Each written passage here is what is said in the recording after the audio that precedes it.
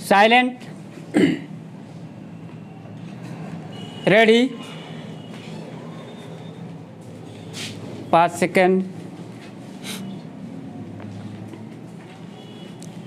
Start.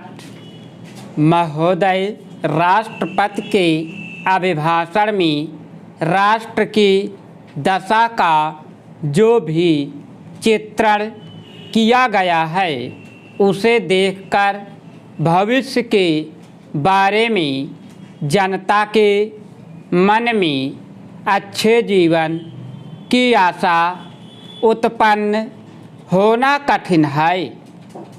अभिभाषण में अधिक बल शासन ने अभी तक जो कुछ किया है उसकी ओर दिया गया है, जबकि सदन यह और राष्ट्र की जनता आज हमारे सामने जो संकट खड़े हैं उनका निराकरण किस प्रकार किया जाएगा, इसके संबंध में मार्गदर्शन की आशा करती थी।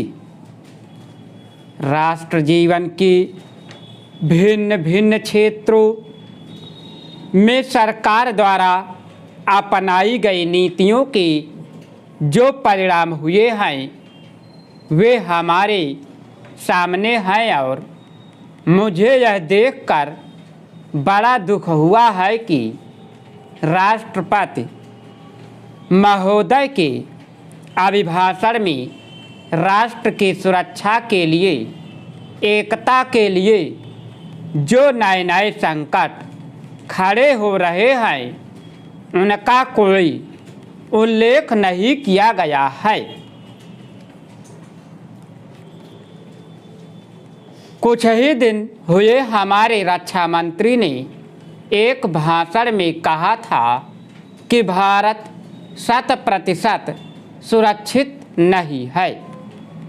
किसी देश का रक्षा मंत्री सार्वजनिक रूप से इस तरह के विचार व्यक्त करे तो यह प्रश्न स्वाभाविक रूप से खड़ा होता है कि राष्ट्र की सुरक्षा की ओर जो कि सर्वोपरि है ध्यान देने के लिए पूरा प्रयत्न क्यों नहीं किया गया।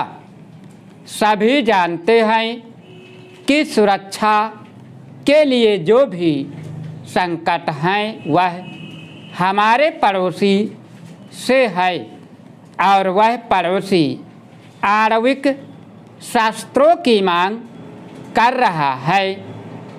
वे शस्त्र किसके विरुद्ध काम में लाए जाएंगे इसके संबंध में किसी को संदेह नहीं है, किंतु प्रश्न है क्या हमारा सैनिक बल, हमारा साज सामान किसी भी आक्रमण का सफलतापूर्वक सामना करने में समर्थ है।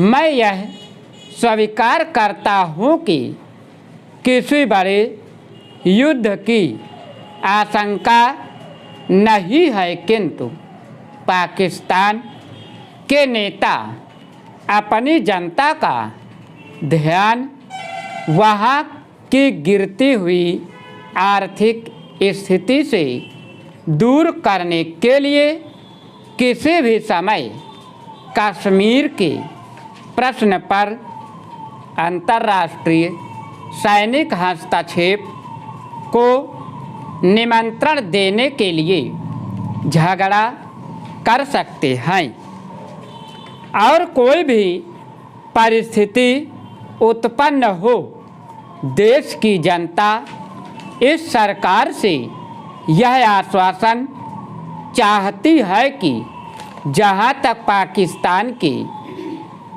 आक्रमण का प्रश्न है भारत 100% सुरक्षित है। इस संबंध में सरकार को जनता के मन में विश्वास उत्पन्न करने का प्रयत्न करना चाहिए। जहाँ तक कश्मीर का प्रश्न है, सरकार किसी भी अन्य विदेशी शक्ति से वार्ता करने के लिए तैयार नहीं है।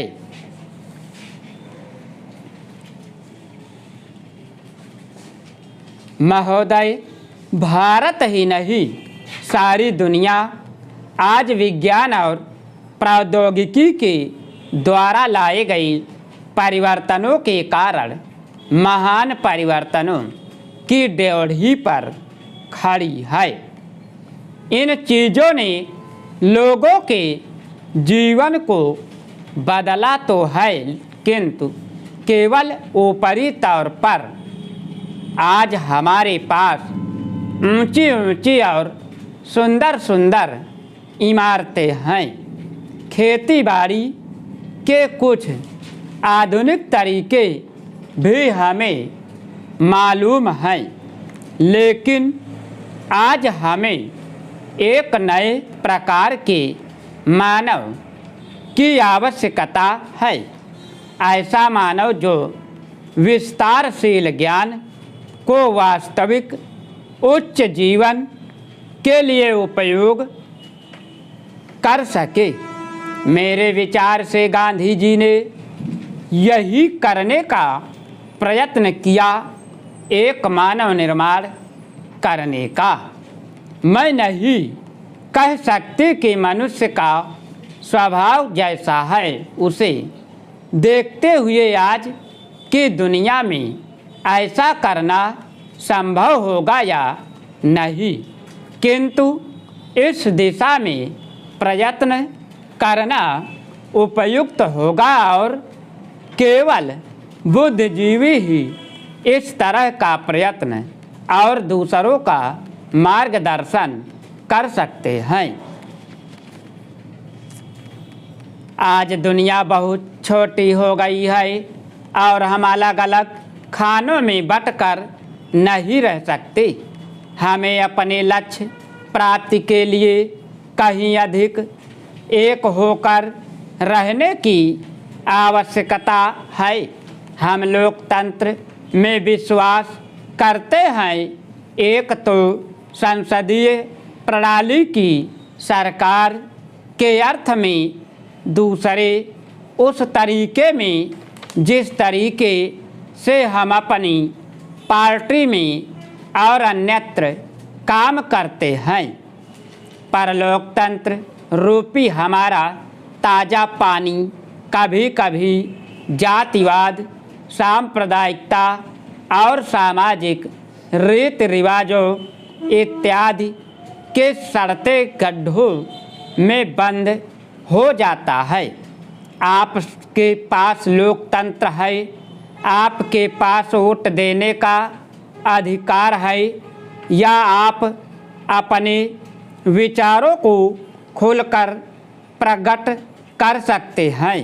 इन सब के तब तक कुछ अर्थ नहीं होते जब तक आप इस प्रक्रिया से सामाजिक जीवन में परिवर्तन की नई धाराएं उत्पन्न नहीं कर देते, जो हमारे लोगों के हर वर्ग और स्तर में समा जाए। प्रस्ताव पास कर देना बहुत सरल है, पर उसका कार्यान्वयन करना सरल नहीं।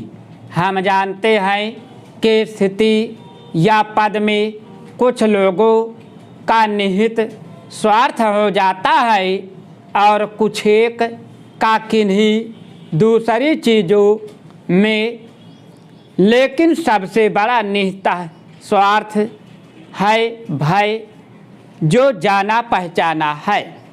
उसे परिवर्तित करने का भय। हम जानते हैं कि अमुक चीज़ बुरी है, फिर भी हम उसे परिवर्तित करने से डरते हैं। लेकिन आज हम इस तरह बड़े बड़े परिवर्तनों के बिना वास्तव में जीवित ही नहीं रह सकते। अगर तुम लोग लोग नए हो तो सब्सक्राइब करो, वो जो लाल वाला बटन है उसके साथ सूर्य नमस्कार करो या फिर अनुलोम विलोम, मुझे नहीं पता, बस क्लिक हो जाना चाहिए। अब मैं